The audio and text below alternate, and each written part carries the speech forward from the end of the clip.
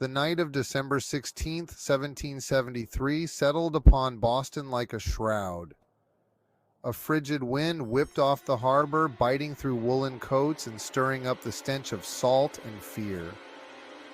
The cobblestone streets, usually bustling with commerce, were eerily quiet. The air crackled with a tension so thick it was almost visible. This was not the calm before the storm. This was a city holding its breath. For months, resentment had been simmering in the hearts of Boston's citizens. The source of their discontent lay across the Atlantic, in the halls of Parliament, where men in powdered wigs levied taxes upon them without representation.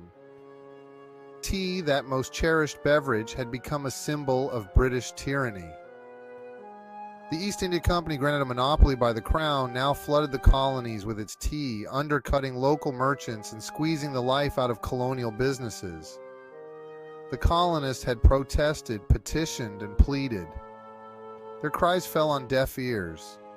Parliament remained unmoved, clinging to its belief in its right to tax the colonies at will. As the sun dipped below the horizon, casting long shadows across the harbor, a group of men, their faces grim, gathered at the Old South Meeting House. Inside the Old South Meeting House, the air was thick with anticipation. Candles flickered, casting dancing shadows on the walls adorned with portraits of revolutionaries past. Samuel Adams, a fiery orator with a silver tongue, addressed the crowd.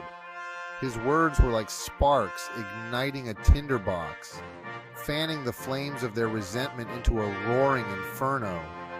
He spoke of tyranny, of injustice, of the need to defend their liberty against the encroaching hand of the Crown. His words resonated deeply within the hearts of the men assembled. They had endured enough. The time for talk was over. The time for action was at hand. The men, disguised as Mohawk Indians, their faces painted with war paint, slipped out into the night, toward their target, Griffin's Wharf.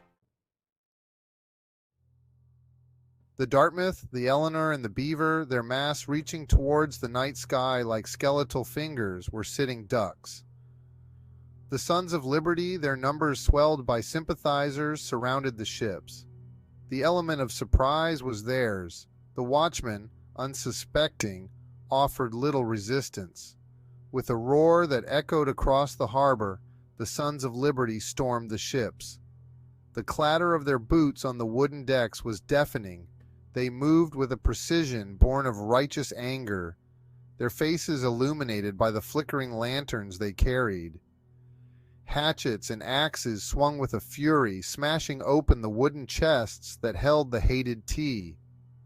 The air filled with the sounds of splintering wood and the pungent aroma of tea.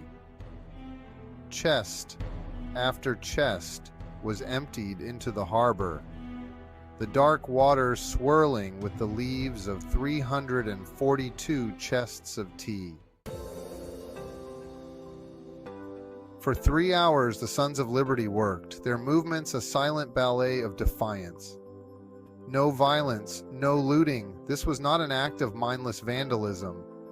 It was a calculated act of rebellion, a message sent loud and clear across the Atlantic.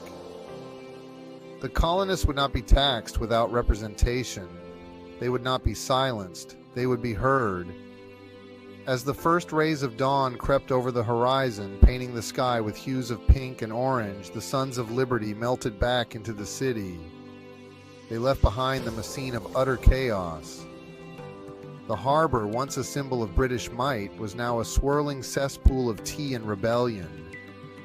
Word of the Boston Tea Party spread like wildfire, igniting a firestorm of resistance that would soon engulf all 13 colonies. Across the Atlantic, the news of the Boston Tea Party was met with outrage.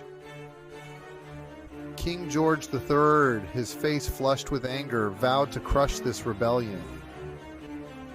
Parliament, its authority challenged, responded with swift and brutal force. The coercive acts, known in the colonies as the Intolerable Acts, were passed, stripping Massachusetts of its self-governing rights. The port of Boston, the lifeblood of the colony, was closed until the East India Company was compensated for its losses. Town meetings were banned, and British troops were quartered in Boston homes. The intolerable acts, far from quelling the spirit of resistance, only served to inflame it. From the ashes of the Boston Tea Party rose a new sense of purpose. The colonies, once divided by regional differences and economic rivalries, began to forge a common identity. Committees of correspondence, established to disseminate news and coordinate resistance, sprang up from Massachusetts to Georgia. The First Continental Congress, convened in Philadelphia in 1774, was a testament to this newfound unity. The Congress issued a Declaration of Rights and Grievances, affirming the colonists' right to life, liberty, and property. They called for a boycott of British goods and began preparations for war.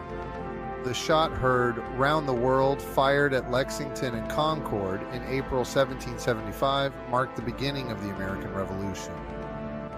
What began as a tea party in Boston had escalated into a full-blown war for independence. The Boston Tea Party stands as a testament to the power of ordinary people to rise up and challenge injustice. It is a story that has resonated through the ages, inspiring generations to fight for their rights and freedoms. The echoes of that chilly December night can be felt in the civil rights marches of the 1960s, in the fall of the Berlin Wall in 1989, and in the pro-democracy movements of the 21st century. The act of defiance, the refusal to be silenced, the willingness to stand up for what is right, even in the face of overwhelming odds, these are the enduring legacies of the Boston Tea Party. They are a reminder that the fight for liberty is never truly over, that each generation must be vigilant in its defense of freedom. The Boston Tea Party was more than just a protest against a tax on tea. It was a rejection of tyranny in all its forms.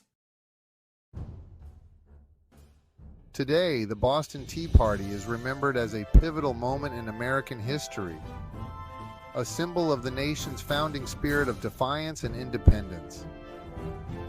The Boston Tea Party Ships and Museum, located on the very site where the tea was thrown overboard, stands as a testament to the courage and conviction of those who participated in that fateful event. Visitors from around the world come to learn about the events of that night, to stand on the decks of replica ships and to imagine themselves as participants in that historic act of rebellion. The Boston Tea Party is not just a relic of the past. It is a living, breathing part of American history, a story that continues to inspire and challenge us to this day. The legacy of the Boston Tea Party is a reminder that the price of liberty is eternal vigilance. On that cold December night in 1773, a group of ordinary colonists, fueled by a burning desire for liberty, ignited a revolution that would change the course of history.